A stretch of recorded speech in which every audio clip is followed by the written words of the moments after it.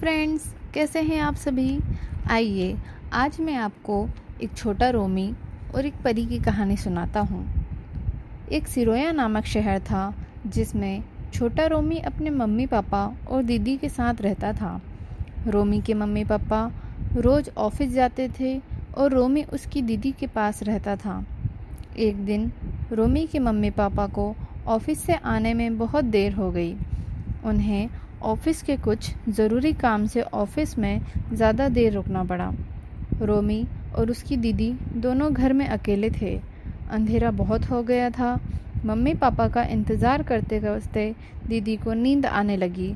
उन्होंने रोमी को कहा, रोमी अब हम सो जाते हैं, मम्मी पापा को आने में अभी काफ़ी समय लगेगा।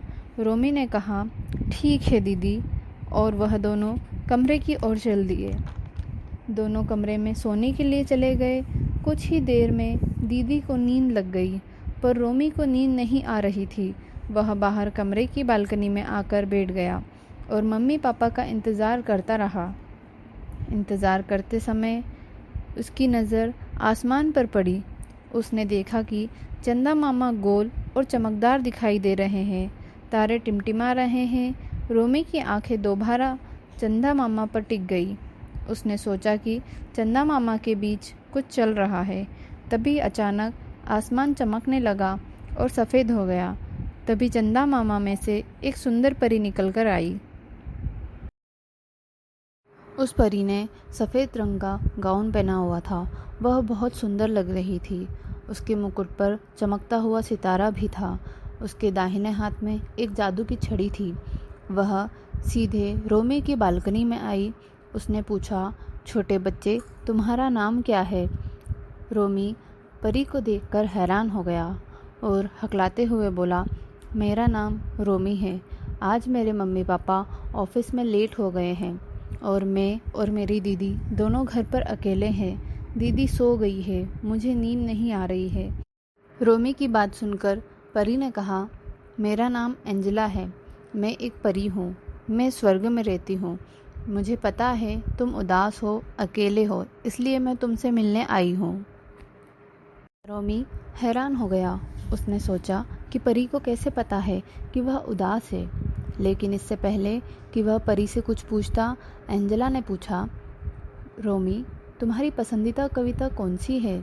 क्या मुझे तुम सुनाओगे? रोमी ने कहा, हाँ, मैं आपको सुनाता हूँ। उसने पूरी कविता एंजेला को सुनाई। परी ने तब उसे कुछ चॉकलेट दे दी। जॉनी डर गया।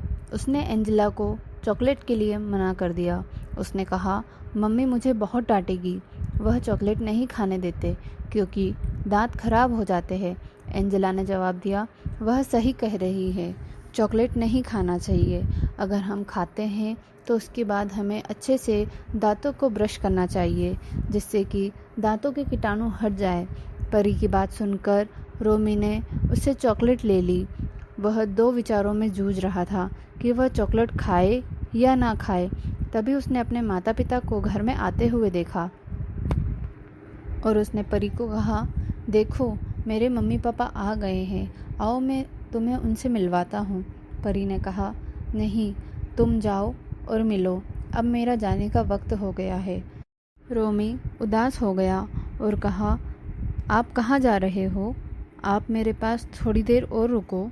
एंजेला ने कहा, अब मुझे जाना चाहिए क्योंकि अभी और भी बच्चे मेरा इंतज़ार कर रहे हैं। मैं तुम्हारे लिए एक तोहफ़ा लेके आई हूँ, उसे तुम संभाल कर रखना और पढ़ना। इतना कहकर परी वहाँ से चली गई। रोमी ने कमरे में जाकर दीदी को उठाया और कहा, मम्मी पापा आ गए हैं, दरवाज़ा खोल दीजिए।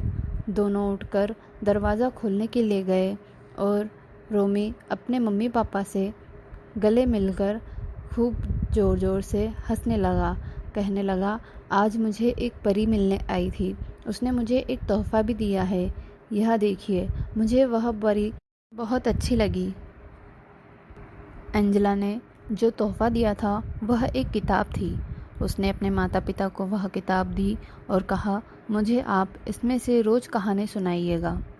रोमी रोज़ कहानी सुनता और परी के ख्यालों के साथ सो जाया करता। If you like our video, please like and subscribe our channel and watch more videos.